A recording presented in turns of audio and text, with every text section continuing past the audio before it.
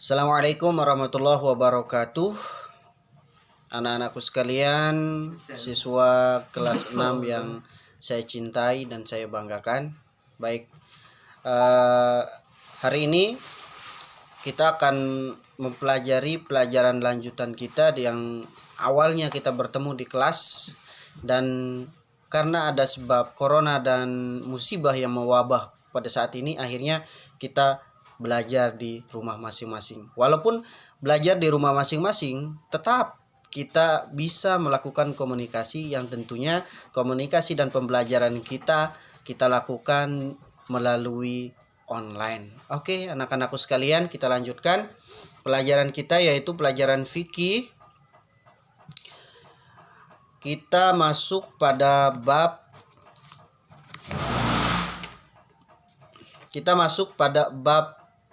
kelima, yaitu tentang aku tahu ketentuan barang temuan. Nah, ini barang terkait dengan barang temuan atau barang yang kita temukan. Mungkin pemiliknya adalah kita tidak tahu, mungkin kita tiba-tiba jalan, kita nemukan barang yang tentunya itu barang di sini adalah barang yang bukan milik kita. Yang kedua adalah barang tersebut bernilai. Bernilai di sini artinya berharga, sangat dibutuhkan oleh orang lain. Contohnya misalkan adalah seperti uang, emas, dan barang-barang yang bisa diperjualbelikan lainnya dan dianggap penting oleh setiap orang. Oke, terlebih dahulu kita masuk kepada pengertian barang temuan. Dalam bahasa Arab, barang temuan itu dikenal dengan sebutan luqotoh. Ingat teman-teman, dalam bahasa Arab, barang temuan dikenal dengan sebutan luqotoh. Artinya, sesuatu yang ditemukan atau barang yang ditemukan. Dalam istilah fikih, barang temuan adalah suatu benda yang ditemukan dan tidak diketahui pemiliknya dan dikhawatirkan rusak atau musnah jika tidak dipungut. Nah, teman-teman, kata kuncinya di sini adalah pertama, suatu barang yang ditemukan dan kita tidak tahu siapa yang jadi pemilik barang tersebut. Nah, ini yang disebut dengan barang temuan. Oke? Misalkan ketika kita dalam perjalanan kita menemukan uang misalkan. Nah, barang yang kita temukan tersebut ini disebut dengan luqotoh atau barang temuan. Oke, baik. Ini penjelasan tentang pengertian barang temuan. Adapun dasar hukum barang temuan atau dalil tentang barang temuan ini, anak-anakku bisa lihat di dalam bukunya atau di dalam Al-Quran juga, yaitu Quran surat Al-Maidah ayat 32 yang berbunyi, "Waman ahyaha faka'annama ahyan nasa jami'a." Artinya, dan barang siapa yang memelihara kehidupan seorang manusia, maka seolah-olah dia telah memelihara kehidupan semua manusia. Nah, di ayat ini digambarkan secara tersirat dan kita tidak menemukan kata yang menyebutkan tentang barang temuan secara langsung. Tetapi dapat kita pahami bahwa ayat ini membicarakan terkait dengan manusia. Menjaga atau memelihara kehidupan manusia, maka seolah-olah dia telah memelihara kehidupan semua manusia. Memelihara kehidupan manusia di sini artinya bukan hanya jiwanya, bukan hanya nyawanya, bukan hanya kehidupannya. Akan tetapi memelihara di sini adalah bagaimana kita mampu memelihara apa yang menyangkut tentang manusia tersebut. Baik itu adalah jenis barang yang dimiliki oleh seseorang, atau mungkin keluarganya, atau bahkan diri sendiri dari orang lain tersebut. Ini adalah bagian yang harus kita pelihara. Nah, di sini ayat ini secara tersirat menjelaskan bahwa kita harus menjaga apa yang dimiliki atau apa yang dimiliki oleh seseorang dalam kehidupan manusia. Ayat ini menggambarkan secara tersirat. Artinya adalah tidak disebutkan secara langsung bahwa barang temuan itu ada di dalam ayat ini. Tetapi dapat kita pahami, menjaga di sini adalah ketika kita menemukan barang seseorang yang tentunya dia sendiri menginginkan barang tersebut untuk kembali, dan dia ingin barang tersebut tidak rusak atau tidak hilang. Maka kita misalkan menemukannya di jalan, maka kita juga wajib atau harus menjaga barang tersebut. Oke, anak-anakku sekalian, itu dalam Quran surat Al-Maidah ayat 32. Oke, ada juga di sini hadis Nabi Muhammad SAW yang diriwayatkan oleh Imam Bukhari dan Muslim. Nah, Imam Bukhari dan Muslim ini ketika dia meriwayatkan suatu hadis, ketika dia berbarengan meriwayatkannya atau keduanya meriwayatkan hadis secara bersamaan, maka dikenal hadisnya dengan muttafaq alaih atau disebut dengan sahih, dan derajat sahih dari kedua periwayat ini adalah sangat tinggi sekali. Atau biasa juga ketika kedua orang ini meriwayatkan biasa disebut dengan syaikhon. Syaikhon itu artinya adalah dua orang syekh, yaitu Imam Muslim dan Imam Bukhari. Keduanya adalah periwayat hadis populer yang ada di dalam catatan-catatan para sejarawan hadis. Rasulullah Shallallahu Alaihi Wasallam bersabda, sesungguhnya Nabi Shallallahu Alaihi Wasallam ditanya perihal barang temuan emas dan perak. Kemudian Nabi menjawab, ketahuilah olehmu talinya atau ikatannya, bungkusnya, kemudian umumkan selama setahun. Jika dalam masa itu tidak ada yang mengakuinya, bolehlah barang temuan itu Anda belanjakan sebagai amanat di tanganmu. Jika kemudian pemiliknya datang memintanya, serahkanlah atau ganti barangnya atau harganya. Nah, nih anak-anakku sekalian, misalkan nih kita menemukan emas. Ini pada zaman Nabi, karena barang berharga itu emas dan perak dan mata uang. Karena dulu mata uang itu ada dua kalau di zaman Nabi itu. Tidak ada rupiah, tidak ada uang kertas, yaitu dirham, ya, uang emas. Makanya disebut bisa dari ayat ini, dari hadis ini bisa kita samakan bahwa emas juga, uang juga masuk ke dalam barang berharga di sini, ya. Nah, Nabi ditanya oleh para sahabatnya ketika itu, bagaimana menurut Rasulullah atau bagaimana tentang perihal barang temuan, yaitu berupa emas dan perak. Nabi kemudian menjawabnya, ketahuilah olehmu talinya atau ikatannya, bungkusnya, kemudian umumkan selama setahun. Ini maksudnya apa? Tali, ikat, dan bungkusnya ini maksudnya apa? Maksudnya adalah kita tidak boleh mengganggunya ataupun merusaknya. Nah, jika dalam masa itu tidak ada yang mengakuinya, oke? Nah, jadi ketika kita menemukan barang yang berharga, misalkan nih kita tiba-tiba di jalan menemukan satu buah kalung. Kalungnya kebetulan ada ibu-ibu yang sedang lewat, kemudian jatuh, tidak terasa kalungnya jatuh.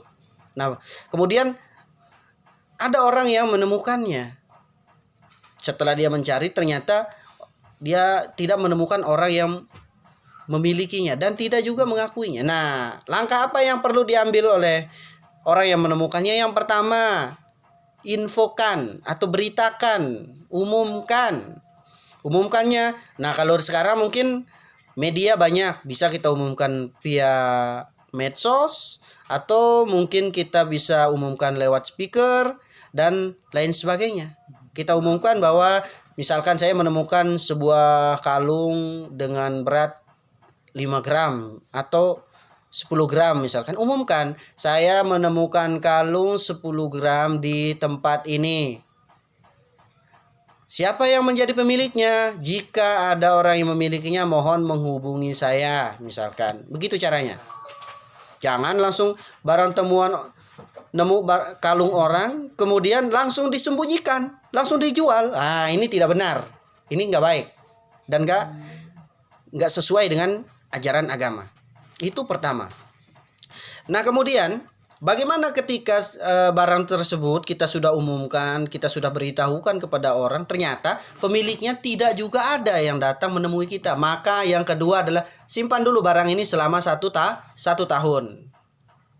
Jangan dipakai dulu, jangan dijual, jangan diapa-apakan sebelum pemiliknya datang. Simpan dulu selama 1 tahun. Nah, ketika selama 1 tahun barang tersebut ternyata pemiliknya tidak juga datang, maka boleh untuk diperjualbelikan. Nah, bagaimana kalau setelah diperjualbelikan ternyata pemiliknya datang, sedangkan barangnya sudah kita gunakan? Nah, di sini kita boleh menggantinya dengan barang yang tentu sesuai dengan nominal atau harga daripada barang yang kita temukan tersebut. Nah, jadi teman-teman, adik-adik, anak-anakku sekalian, ingat, ketika menemukan barang, jangan langsung disembunyikan atau langsung dijual. Ingat itu. Tidak boleh. Bisa dipahami sampai di sini? Oke, sip. Kita lanjut. Hadis kedua dari Imam Ahmad. Barang siapa memungut suatu barang tercecer yang sedikit, misalnya seutas tali, 1 dirham atau yang seumpamanya, maka hendaklah diberitahukan selama 3 hari. Jika selama itu pemiliknya tidak datang, hendaklah disedekahkan. Nah, kalau yang dalam hadis pertama tadi kan berbicara tentang barang yang berharga dan jumlahnya sangat banyak. Nah, yang hadis kedua, barang yang kita temukan di jalan atau bukan di jalan atau di manapun saja kita menemukan barang, tetapi nominalnya atau angkanya itu sangat kecil. Misalkan kita menemukan uang 10.000. Nah, ini kebiasaan nih, atau 5.000 kita temukan uang di jalan. Nah, sedangkan kita sudah mencari, ini siapa pemiliknya? Ternyata tidak ada yang mengakui. Nah, tunggulah 3 hari. Setelah 3 hari, bagaimana solusinya? Jangan digunakan untuk belanja. Nih, kelihatan nih muka-muka yang kalau menemukan uang bukan langsung disebarkan informasinya, bilang ini siapa punya duit. Nah, nggak kayak gitu. Langsung aja disembunyikan, langsung dibeliin cilok. Nah, ini nggak boleh nih. Ini dilarang dalam Islam. Jadi menemukan barang yang nominalnya kecil, misalkan uang 100.000, misalkan kita beritakan dulu, kita sebarkan dulu, tanya dulu, ini ada uang 100, siapa yang punya, saya menemukannya di sini. Jika tidak ada yang mengakui, maka tunggu sampai 3 hari kemudian, masukkanlah ke amal, sedekahkan ke anak yatim, sedekahkan ke masjid, dan berikan kepada orang yang membutuhkan, bukan untuk dibeliin makanan atau beliin apa untuk diri sendiri. Ini nggak boleh. Ingat itu. Paham sampai di sini? Nah, itu dalam hal barang temuan. Oke, anak-anakku sekalian, kita lanjut ke materi berikutnya, yaitu macam-macam barang temuan. Ada berapa macam sih barang temuan? Di buku ini tertulis ada 4 macam barang temuan. Yang pertama, benda-benda tahan lama. yaitu benda-benda yang dapat disimpan dalam waktu yang lama. Nah, ini harus nunggu setahun kalau nominalnya gede ya. Barang-barang seperti ini contohnya apa? Emas, perak, uang. Misalkan nemu uang 1 juta atau 2 juta. Nah, ini nih harus tunggu 1 tahun. Nggak boleh dibelanjakan. Dan ini masih bisa disimpan dalam jangka waktu yang lama. Ingat itu. Ini dalam penyimpanan yang lama. Dan tidak dikhawatirkan rusak. Yang kedua, benda-benda yang tidak tahan lama, yakni benda-benda yang tidak dapat disimpan pada waktu yang lama. Nah, ini seperti contohnya makanan. Ini kan tidak bisa disimpan dalam waktu yang lama. Nah, bagaimana misalkan, tapi jarang sih ketika kita menemukan makanan, justru jarang kita mau pungut. Kenapa? Ini kotor dan gak bisa disimpan. Jangan-jangan ini udah ada laler, jadi jarang ya. Tapi ini salah satu bentuk barang yang tidak bisa disimpan tahan lama, yaitu makanan. Ketika kita menemukannya dalam kondisi yang bagus, maka kita sedekahkan kepada orang yang membutuhkannya. Kasih, berbagi kepada orang jika tidak ada pemiliknya mengambilnya ya. Karena kalau kita tahan sampai 3 hari makanan, atau ada beberapa makanan yang bisa disimpan sampai 3 hari, tapi ada makanan yang tidak bisa disimpan. Nah, yang bisa disimpan tolong disimpan dulu sampai 3 hari. Ini kan termasuk dalam kategori dia adalah dalam nominal yang kecil. Gitu ya. Yang ketiga, benda-benda yang memerlukan perawatan. Nah, ini salah satu barang temuan itu yang memerlukan barang perawatan, misalkan nemu motor. Nah, ini nih ajib nih kalau nemu motor. Gitu. Atau nemu barang yang memerlukan perawatan, misalkan seperti apa, hewan. Ini kan perlu dirawat. Dibiarkan kita rawat dan kita